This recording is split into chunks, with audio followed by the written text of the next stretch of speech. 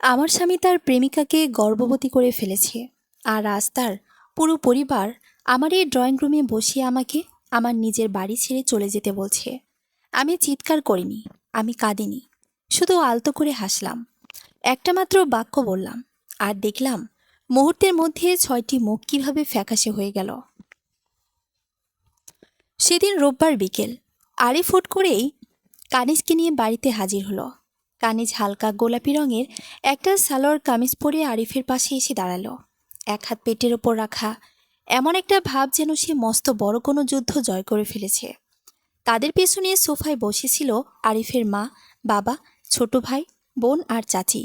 সবাই এমনভাবে সারিবদ্ধ হয়ে বসেছিল যেন আমাকে শাস্তি দেওয়ার জন্য কোনো বিচার সভা বসেছে। আমার শাশুড়ি ঠান্ডা গলায় বললেন, মায়া, কানিজ আরিফের সন্তানের মা হতে চলেছে। যে স্ত্রী সন্তান দিতে পারে না, তার বোঝা উচিত কখন সরে যেতে হয়। আমার গলার ভেতরটা অপমানে জ্বলে উঠল, কিন্তু আমি চুপ করে রইলাম। আরিফকে দেখে মনে হলো না সে বিন্দুমাত্র লজ্জিত। সে তার হাতের ঘড়িটা ঠিক করতে করতে হেলান দিয়ে বসল। তারপর বলল, বিষয়টা নিয়ে কাদা ছোড়াছড়ি করো না। তুমি বরং কিছু দিনের জন্য তোমার মায়ের ফ্ল্যাটে গিয়ে ওঠো। আমরা এখানে সব সামলে নেব। এখানে আমার বাড়িতে, এই সেই 3তলা বাড়ি যা আমার মা বিয়ের সময় আমাকে দিয়েছিলেন। এই সেই বাড়ি যেখানে আমার মাথায় সিঁদুর আর গলায় মঙ্গলসূত্র পরে অনেক স্বপ্ন নিয়ে পা রেখেছিলাম। বিয়ের আগে আরিফ ছিল ভীষণ বিনয়ী, ধৈর্যশীল আর নিখুঁত একজন মানুষ। সে মনে রাখত যে আমি চিনি ছাড়া চা খাই। মন্দিরের বাইরে সে আমার হাত ধরে শক্ত করে ধরে রাখত। সে আমার মাকে বলেছিল, খালাম্মা, মায়াকে আমি কখনো একাকিত্ব অনুভব করতে দেব না। বিয়ের দিন সবাই আমাদের আশীর্বাদ করেছিল। বিয়ের সময় ওর মা ডুকরে কেঁদেছিলেন। ওর বাবা আমার মাকে জড়িয়ে ধরে বলেছিলেন, আপনার মেয়ে এখন থেকে আমাদেরই মেয়ে। অতিথিদের সামনে মিথ্যাগুলো কি মিষ্টি শোনায়? বিয়ের উপহার হিসেবে মা আমাকে ঢাকার এই বাড়িটি দিয়েছিলেন। গয়না নয়, নগদ টাকাও নয়, একটি আস্ত বাড়ি, 3তলা বাড়ি, ধবধবে সাদা মার্বেলের সিঁড়ি, গেটের কাছে একটা ছোট তুলসী গাছ, আর একটা ছাদ যেখানে দাঁড়িয়ে মা বলেছিলেন, জীবন যখন খুব ভারাক্রান্ত মনে হবে তখন এখানে এসে 1 কাপ চা খাস। বাড়িটা মা পুরোপুরি আমার নামে করে দিয়েছিলেন। রেজিস্ট্রি অফিসে আমার হাত ধরে মা ফিসফিস করে বলেছিলেন, মায়া, একটা মেয়ের নিজের নামে এমন কিছু থাকা উচিত যা কেউ একটা মিথ্যে দিয়ে কেড়ে নিতে পারবে না। সেদিন আমি হেসেছিলাম, ভেবেছিলাম বোধহয় একটু বেশি নাটকীয় কথা বলছেন। আমি তখন জানতাম না মা আসলে সেদিন আমার জীবন বাঁচিয়ে দিচ্ছিলেন। বিয়ের পর আমি সে আদর্শ পুত্রবধূ হলাম যাকে সবাই বাইরে প্রশংসা করে আর ভেতরে ভেতরে ব্যবহার করে। আমি সূর্য ওঠার আগেই ঘুম থেকে উঠতাম, শ্বশুর মশাইয়ের জন্য চা বানাতাম, আরিফের লাঞ্চ বক্স গুছিয়ে দিতাম। এমনকি শাশুড়ি যেদিন আমার মায়ের রান্না, আমার পোশাক বা আমার নীরবতা নিয়ে অপমান করতেন, সেদিন আমি ওনার পা ছুঁয়ে সালাম করতাম। আমার বেতনের টাকা দিয়ে আমি বিদ্যুতের বিল দিতাম, দেবর সুমনের কোচিংয়ের খরচ চালাতাম। এমনকি আরিফের ব্যবসার লোন শোধ করার জন্য আমি আমার গায়ের সোনার চুড়িগুলো পর্যন্ত দিয়েছিলাম। আর আজ আমার এই ছাদের নিচে তার গর্ভবতী প্রেমিকা বসে আছে, আর তার পরিবার আমাকে একটা সুটকেস নিয়ে বেরিয়ে যেতে বলছে। কানিজ মৃদু হাসল, পেটে হাত বুলিয়ে বলল, আপু, দয়া করে বোঝার চেষ্টা করুন। আমার বাচ্চার তার বাবার বাড়িতে থাকা প্রয়োজন। তার বাবার বাড়ি। আমি অবশেষে আরিফের দিকে তাকালাম। তুমি কি এটাই চাও? সে বিরক্ত হয়ে নিঃশ্বাস ছাড়ল। হ্যাঁ, সিনক্রিট করো না। তুমি এই পরিবারকে কোনো সন্তান দিতে পারোনি। কানিজ পেরেছে। মা ঝটপট সায় দিলেন, সমাজও এটা মেনে নেবে। বংশের প্রদীপের তো দরকার আছে। আমি ওই 6জন মানুষের দিকে তাকালাম। তারপর দেয়ালে টাঙানো আমাদের বিয়ের ছবির দিকে তাকালাম। ওই ছবিতে আরিফকে একজন নিবেদিত প্রাণ স্বামীর মতো দেখাচ্ছিল, অথচ এই ড্রয়িং রুমে সে বসে আছে সুগন্ধি মাখা এক চোরের মতো। আমি উঠে দাঁড়ালাম। সবাই সতর্ক করে গেল। ভাবল আমি হয়তো চিৎকার করব, হাতে পায়ে ধরব, অথবা ভেঙে পড়ব। আমি এর কিছুই করলাম না। আমি ধীর পায়ে পূজা ঘরের পাশের কাঠের ক্যাবিনেটটার কাছে গেলাম। দ্বিতীয় ড্রয়ারটা খুললাম, একটা নীল রঙের ফাইল বের করলাম। আরিফ ভ্রুকুচকে তাকালো, ওটা কি? আমি হাসলাম। সেই বাক্যটি যা তোমার প্রেমিকার হাত ধরে এই বাড়িতে ঢোকার আগেই শোনা উচিত ছিল। ফাইলটি আমি সেন্টার টেবিলের ওপরে রাখলাম। শাশুড়ির চোখের দিকে সরাসরি তাকিয়ে বললাম, জিনিসপত্রগুলো খুব সাবধানে গোছাবেন মা, কারণ সকাল হওয়ার আগেই আপনারা সবাই আমার বাড়ি থেকে বেরিয়ে যাচ্ছেন। 3 সেকেন্ডের জন্য মনে হলো ঘরের কারোরই দম নেই। এরপর আরিফ ফাইলটা ছো মেরে তুলে নিল। প্রথম পাতাটা পড়ার সময় তার আঙ্গুলগুলো কাঁপছিল। শ্বশুরমশাই ধপ করে সোফায় বসে পড়লেন। শাশুড়ির মুখ হা হয়ে গেল। কানিজের হাত তার পেট থেকে খসে পড়ল। ঠিক যখন আরিফ বিড়বিড় করে বলল, এটা অসম্ভব, তখনই আমার ফোনটা বেজে উঠল। আমার মা ফোন করেছেন। আমি ফোন ধরলাম। আমি কিছু বলার আগেই ওপাশ থেকে মা এমন এক স্বরে কথা বললেন যে আমি আগে কখনো শুনিনি। মায়া, আরিফকে এখনই যেতে দিস না। আরও একটা সত্য আছে, যা ও এতদিন তোর কাছে লুকিয়ে রেখেছে। মায়ের কথাগুলো শুনে আমার হাত থেকে ফোনটা প্রায় পড়ে যাচ্ছিল। ড্রয়িং রুমে তখন শ্মশানের নীরবতা। আরিফের হাত ধরা সেই নীল ফাইল, যেখানে স্পষ্ট লেখা আছে এ বাড়ির মালিকানা তো দূরের কথা, এই ইটের প্রতিটি কণা আমার মায়ের দেওয়া। ওদের ধারণা ছিল বিয়ের পর এই বাড়ি যৌথ সম্পত্তি হয়ে গিয়েছে, কিন্তু মা জানতেন কোনো বিষধর সাপ আমি বসছি। আরিফ ফাইলটা ছুঁড়ে ফেলে দিয়ে চিৎকার করে উঠল, মায়া, এসব কি জালিয়াতি? তুমি আমাকে বলেছিলে এই বাড়ি আমাদের দুজনের। আমি শান্ত গলায় বললাম, বলেছিলাম আমাদের সংসার, বাড়ি বলিনি আরিফ। বাড়িটা সবসময় আমার ছিল। আর এখন তোমার চিৎকার থামাও। আমার মা ফোনে গিয়ে বলতে চাইছেন সেটা আগে শুনি। আমি লাউডস্পিকার অন করলাম। মায়ের গম্ভীর কণ্ঠস্বর সারা ঘর ছড়িয়ে পড়ল, আরিফ, তুমি ভেবেছিলে মায়ার সন্তান হচ্ছে না বলে তুমি কানিজকে নিয়ে আসবে আর আমরা মেনে নেব? মায়া, তুই কি জানিস তোর কেন বাচ্চা হচ্ছিল না?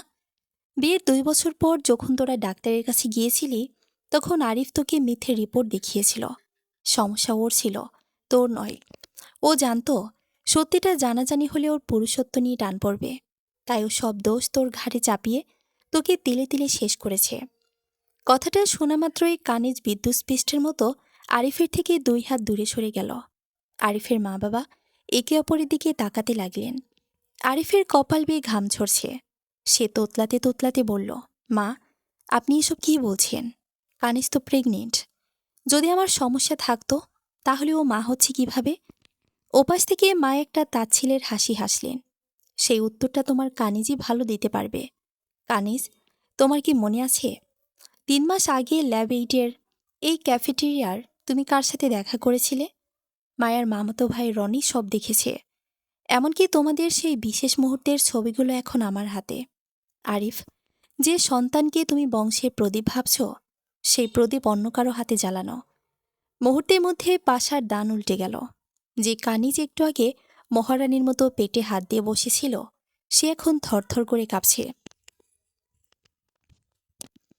আরিফ বাঘের মতো গর্জন করে কানিজের দিকে এগিয়ে গেল। হারামজাদি, এসব কি শুনছি? এই বাচ্চা কি আমার না? কানিজ কাঁদতে কাঁদতে সোফার কোণে কুঁকড়ে গেল। শাশুড়ি মা, যিনি একটু আগে আমাকে বাড়ি ছাড়তে বলেছিলেন, তিনি এখন কানিজের চুল মুঠো করে ধরলেন। ড্রয়িং রুমে শুরু হলো এক বীভৎস কাদা ছোড়াছুড়ি। আমি শুধু দাঁড়িয়ে দাঁড়িয়ে তামাশা দেখছিলাম।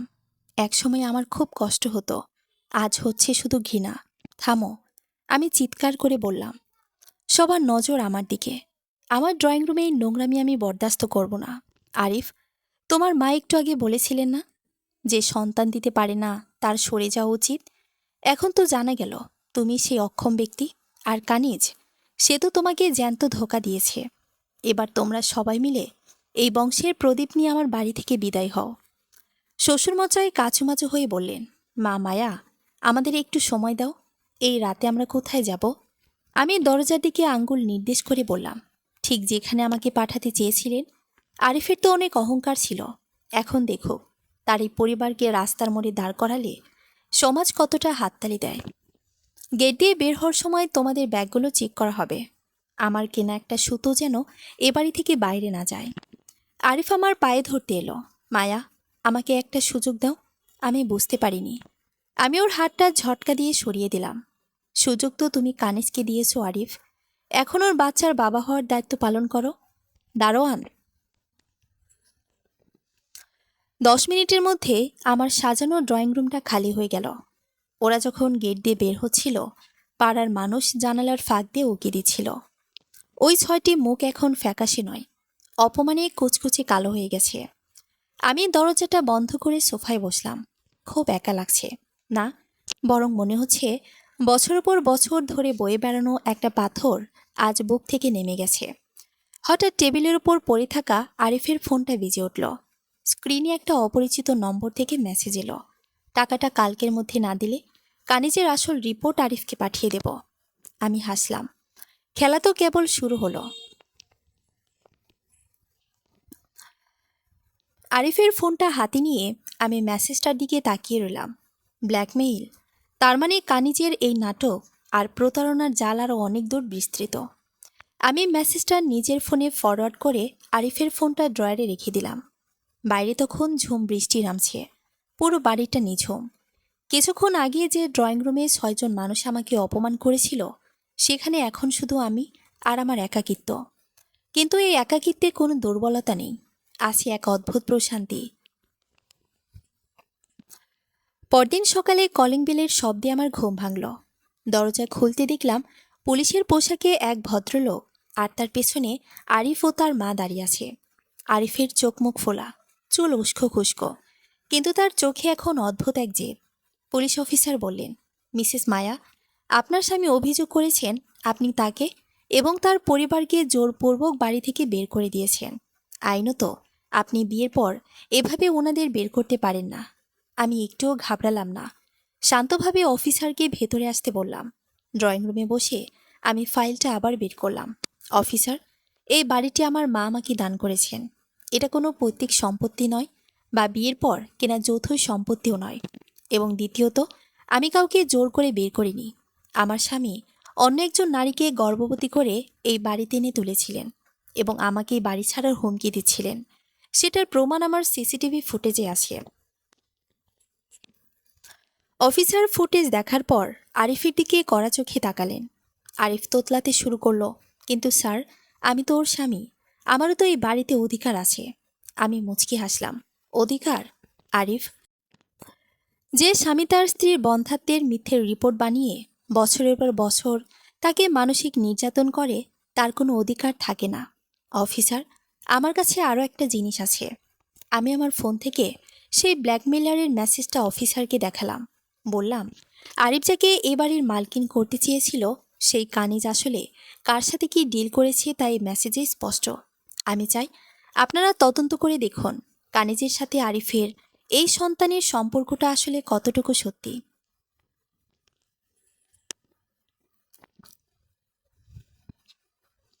আরিফের মায়ের মুখ নীল হয়ে গেল। তিনি কাপা গলায় বললেন, বৌমা, তুমি ঘরের কথা পুলিশ পর্যন্ত নিও না। চলো আমরা সবাই মিলে কথা বলি। সব কথা বলা শেষ হয়ে গেছে মা। আমি শক্ত গলায় বললাম, অফিসার, আমি আজই আরিফের বিরুদ্ধে ঘরোয়া সহিংসতা এবং প্রতারণার মামলা করতে চাই, আর কানিজকেও আমি ছাড়ব না। পুলিশ আরিফকে জিজ্ঞাসাবাদের জন্য থানায় নিয়ে যাওয়ার কথা বলতেই আরিফ ভেঙে পড়ল। সে চিৎকার করে বলতে লাগলো, মায়া, আমাকে বাঁচাও, কানিজ আমাকে ফাঁসিয়েছে। ও বলেছিল ওর পেটের বাচ্চা আমার, কিন্তু ও তো টাকার জন্য অন্য কারোর সাথে। আমি শুধু দরজাটা বড় করে খুলে দিলাম। পুলিশ আরিফকে নিয়ে নিচে নেমে গেল। পাড়ার লোকজন এবার সরাসরি বারান্দায় এসে ভিড় জমালো।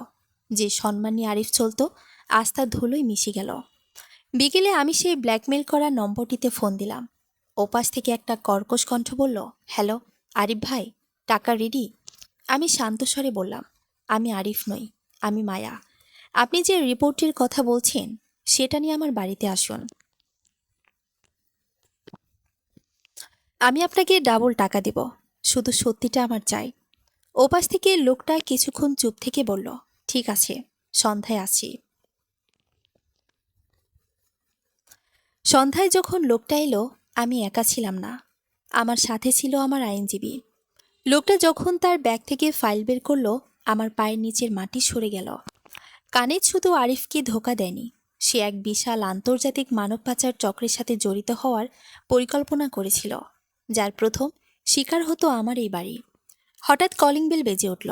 দরজা খুলতে দেখলাম কানিজ দাঁড়িয়ে আছে, কিন্তু তার চোখে সেই দম্ভ নেই, আছে এক ভয়ানক ভীতি। সে হাঁপাচ্ছে, আপু, আমাকে বাঁচান, ওরা আমাকে মেরে ফেলবে। কানিজ ধপ করে আমার পায়ের কাছে বসে পড়ল। তার ফ্যাকাশে ঠোঁটগুলো কাঁপছে। ওপাশ থেকে এসে ব্ল্যাকমেলার লোকটা কানিজকে দেখেই এক কুৎসিত হাসি দিল। কিরে কানিজ, বললি না বড় শিকার ধরেছিস, এখন নিজেই দেখি জালের ভেতরে। আমি কানিজকে টেনে তুললাম না, শান্ত গলায় বললাম, কি হয়েছে কানিজ? কাল তো খুব দম্ভ ছিল, আজ এই দশা কেন? কানিজ কাঁদতে কাঁদতে বলল, আপু, এই লোকগুলো ভয়ঙ্কর। ওরা আমাকে দিয়ে আরিফকে ফাঁসিয়েছে। ওরা জানতো আরিফের নিজের সন্তান হবে না, তাই ওরা আমাকে দিয়ে একটা নাটক সাজিয়েছিল যাতে আরিফকে ইমোশনালি ব্ল্যাকমেল করে এই বাড়িটা হাতে নেওয়া যায়। ওরা আসলে অর্গান পাচারকারী চক্রের অংশ। আমার শরীরে রক্ত হিম হয়ে গেল। মা ঠিকই বলেছিলেন, আরও একটা সত্য লুকিয়ে আছে। এই চক্রটা শুধু বাড়ি নয়, আমাকে বা আরিফকেও হয়তো গায়েব করে দেওয়ার ছক কষেছিল। আমি টেবিলের ওপর রাখা রেকর্ডটা অন করে দিলাম। ওই ব্ল্যাকমেলার লোকটার দিকে তাকিয়ে বললাম, আপনারা যা চেয়েছেন তার সব প্রমাণ এখন পুলিশের কাছে যাচ্ছে। কানিজ যদি রাজসাক্ষী হয়, আপনাদের জেল নিশ্চিত। লোকটা হঠাৎ পকেট থেকে একটা ধারালো ছুরি বের করল। এত সহজ নয় মায়া বিবি, অনেক জেনে ফেলেছো তোমরা। ঠিক সেই মুহূর্তে দরজায় লাথি মেরে ভেতরে ঢুকলো পুলিশ। আসলে আমি আগেই পুলিশকে খবর দিয়ে লুকিয়ে রেখেছিলাম। লোকটাকে হাতকড়া পরিয়ে নিয়ে যাওয়ার সময় সে কানিজের দিকে তাকিয়ে এক পিশাচি হাসি দিল। পুলিশ অফিসার আমাকে বললেন, ধন্যবাদ মায়া সাহেব, এই চক্রটাকে আমরা অনেকদিন ধরে খুঁজছিলাম। কানিজকে আমাদের সাথে নিতে হবে। ওই এই অপরাধের অন্যতম সহযোগী। কানিজকে যখন পুলিশ নিয়ে যাচ্ছিল, তখন আরিফের মা আর বোন গেটের সামনে এসে দাঁড়িয়েছিল। ওরা কোথাও মাথা গোজার ঠাঁই পায়নি, সারা রাত রেল স্টেশনে কাটিয়েছে। আমার শাশুড়ি আমার সামনে এসে হাত জোর করে দাঁড়ালেন, মায়া, আমাদের মাফ করে দাও। আমরা বুঝতে পারিনি আমরা কত বড় গর্তে পা দিচ্ছিলাম। ওই মেয়েটা আমাদের সবাইকে শেষ করে দিচ্ছিল। আমাদের বাড়ি থেকে তাড়িয়ে দিও না মা, আমরা কোথায় যাব? আমি বারান্দা থেকে নিচের দিকে তাকালাম। দেখলাম আরিফও পুলিশের ভ্যান থেকে নামছে। তাকে জিজ্ঞাসাবাদের পর ছেড়ে দেওয়া হয়েছে, কিন্তু তার মেরুদণ্ড জেনে ভেঙে গেছে। সে আমার দিকে তাকাতেই পারছে না। আমি দীর্ঘশ্বাস ফেলে বললাম, মা, আপনারা যখন কাল আমাকে এই বাড়ি থেকে বের হতে বলেছিলেন, তখন কি একবারও ভেবেছিলেন আমি কোথায় যাব? আপনারা আমার রক্ত পানি করা শ্রমে চলা সংসার ভোগ করেছেন, আবার আমাকেই লাথি মেরে বের করতে চেয়েছিলেন। এ বাড়িতে আপনাদের আর কোনো জায়গা নেই। আরিফের বোন চেঁচিয়ে উঠল, ভাবি, আপনি এত নিষ্ঠুর হতে পারেন না। ভাইয়া তো ভুল করেছে, মানুষ তো ভুল করেই। আমি হাসলাম, মানুষ ভুল করে, কিন্তু অমানুষেরা বিশ্বাস নিয়ে খেলে। আরিফ আমার শরীর আর মনের উপর যে অত্যাচার করেছে, তার কোনো ভুল নয়, ওটা অপরাধ। আমি ঘরের ভেতর গিয়ে আলমারি থেকে আরিফের সব কাপড় একটা বস্তায় ভরে নিচে ছুঁড়ে ফেলে দিলাম। আরিফ, এই নাও তোমার অস্তিত্ব। আজ থেকে আমার জীবনে তোমার বা তোমার পরিবারের কোনো স্থান নেই। ডিভোর্স পেপার কাল তোমার হাতে পৌঁছে যাবে। আর হ্যাঁ, আমার গয়না আর ব্যবসা লোনের টাকা যদি আগামী 1 মাসের মধ্যে ফেরত না দাও, তবে জালিয়াতির মামলায় তোমাকে আবার জেলে পাঠাবো। আরিফ মাথা নিচু করে তার কাপড়ের বস্তাটা তুলে নিল। তার মা চিৎকার করে কাঁদতে লাগলেন, কিন্তু পাড়ার কেউ আজ এগিয়ে এলো না। সবাই ছিছি করছিল। ওরা চলে যাওয়ার পর আমি ছাদে গেলাম। মা ঠিকই বলেছিলেন, জীবন যখন ভারাক্রান্ত মনে হবে, তখন এখানে এসে 1 কাপ চা খেতে। আমি আকাশের দিকে তাকালাম। বৃষ্টি থেমে গেছে, মেঘের আড়াল থেকে চাঁদ উঁকি দিচ্ছে। আমার লড়াইটা কঠিন ছিল, কিন্তু আজ আমি বিজয়ী। নিজের বাড়ি, নিজের পরিচয় আর নিজের আত্মসম্মান আজ আমার হাতের মুঠোয়। নিচ থেকে দারোয়ান এসে বলল, আপু, গেটে একজন আপনার সাথে দেখা করতে চায়। বলেছে আপনার মামাতো ভাই রনি পাঠিয়েছে। রনি পাঠিয়েছে শুনে আমি নিচে নেমে এলাম। গেটের সামনে দাঁড়িয়ে থাকা যুবকটির চোখে মুখে এক অদ্ভুত গাম্ভীর্য। সে আমার হাতে খামটি দিয়ে বলল, রনি ভাই পাঠিয়েছেন। তিনি বলেছেন, আরিফ শুধু সন্তান বা বাড়ির বিষয়ে মিথ্যে বলেনি। সে আপনার মার মৃত্যু নিয়ে যে গল্প শুনিয়েছিল, সেখানে একটা বড় রহস্য আছে। বুকের ভেতরটা মোচড় দিয়ে উঠল। মার মৃত্যু? আমার মা তো মারা গিয়েছিলেন 2 বছর আগে হার্ট অ্যাটাকে। তখন আরিফই ছিল আমার একমাত্র ভরসা। আমি কাঁপা কাঁপা হাতে খামটা খুললাম। ভেতরে কিছু পুরনো হাসপাতালের প্রেসক্রিপশন আর একটা ল্যাব রিপোর্ট। রিপোর্টটা আমার মায়ের, তারিখটা মা মারা যাওয়ার ঠিক 3 দিন আগের। রিপোর্টে দেখা যাচ্ছে মায়ের হার্টে কোনো ব্লক ছিল না, অথচ আরিফ আমাকে বলেছিল মা বড় ধরনের হার্ট অ্যাটাক করেছেন। খামের ভেতরে একটা ছোট চিরকুট ছিল। মায়া, ওই রাতে ইঞ্জেকশনটা হাসপাতালের নার্স দেয়নি, আরিফ নিজেই দিয়েছিল। আমার মাথাটা ঘুরে উঠল। তার মানে কি আমার মাকে খুন করা হয়েছে? এই বাড়িটা পাওয়ার জন্য আরিফ এত নিচে নেমেছিল? আমি যুবকটির দিকে তাকিয়ে বললাম, আপনি কে? সে শান্ত গলায় বলল, আমি ওই হাসপাতালের ওয়ার্ড বয় ছিলাম। আরিফ সাহেব আমাকে টাকা দিয়ে মুখ বন্ধ রাখতে বলেছিলেন, কিন্তু রনে ভাই যখন আমাকে খুঁজে বের করলেন এবং কানিজের চক্রের কথা বললেন, আমি আর চুপ থাকতে পারলাম না। বিবেকের তাড়নায় আজ সব সত্যি বলতে এসেছি। আমি আর এক মুহূর্ত দেরি করলাম না। ফোন করলাম আমার ফ্যামিলি লয়ারকে। তারপর সোজা থানায়। থানায় গিয়ে দেখি আরিফ সেখানে আগে থেকেই বসা। কানিজের বয়ানের ভিত্তিতে তাকে আবার ডাকা হয়েছে। আমাকে দেখে আরিফ আবার সেই মায়াবী অভিনয় শুরু করলো। মায়া, দেখো, পুলিশ আমাকে আবার হয়রানি করছে, তুমি একটু বলো না এদের। আমি ওর সামনে গিয়ে দাঁড়ালাম। তারপর সপাটে এক চর বসিয়ে দিলাম ওর গালে। আমার মাকে তুই মেরেছিস আরিফ, এই বাড়ির জন্য? আরিফের মুখটা মুহূর্তের মধ্যে ফ্যাকাশে হয়ে গেল। সে তোতলাতে শুরু করলো। মা, মায়া, কি বলছে এইসব? মা তো অসুস্থ ছিলেন। আমি পুলিশের হাতে খামটা আর ল্যাব রিপোর্টগুলো তুলে দিলাম। পুলিশ অফিসার যখন রিপোর্টগুলো দেখলেন এবং ওয়ার্ড বয়ের জবানবন্দি শুনলেন, তখন তার চোখ মুখ কঠোর হয়ে উঠল। আরিফ সাহেব, এবার আপনার নিস্তার নেই। এটা শুধু প্রতারণা নয়, এটা খুনের মামলা। আরিফ তখন মেঝেতে লুটিয়ে পড়ল। সে পাগলের মতো হাসতে হাসতে বলতে লাগলো, হ্যাঁ, আমিই করেছি। তোমার মা বড্ড চালাক ছিলেন। তিনি বাড়িটা তোমার নামে করে দিয়েছিলেন ঠিকই, কিন্তু লিখে দিয়েছিলেন তুমি মারা গেলে বা ডিভোর্স হলে বাড়িটা চ্যারিটিতে চলে যাবে। আমি ভেবেছিলাম তোমার মাকে সরালে তোমাকে কবজা করা সহজ হবে, কিন্তু তুমি যে এত বিষাক্ত হবে তা আমি বুঝিনি। আরিফের এই স্বীকারোক্তি পুরো থানাকে স্তব্ধ করে দিল। আমার ভেতরটা তখন হাহাকার করে উঠল। আমার মা আমাকে বাঁচাতে গিয়ে নিজের জীবন দিয়ে দিলেন। 3 মাস পর আরিফ আর কানিজ এখন জেলখানায়। আরিফের পরিবার এখন রাস্তার ভিখারি। সমাজ তাদের এমনভাবে বর্জন করেছে যে তারা লোকলজ্জায় শহর ছেড়ে পালিয়ে গেছে। আমি আজ সেই 3তলা বাড়ির ছাদে দাঁড়িয়ে আছি, হাতে 1 কাপ চিনি ছাড়া চা। মা বলেছিলেন জীবন ভারাক্রান্ত মনে হলে এখানে এসে চা খেতে।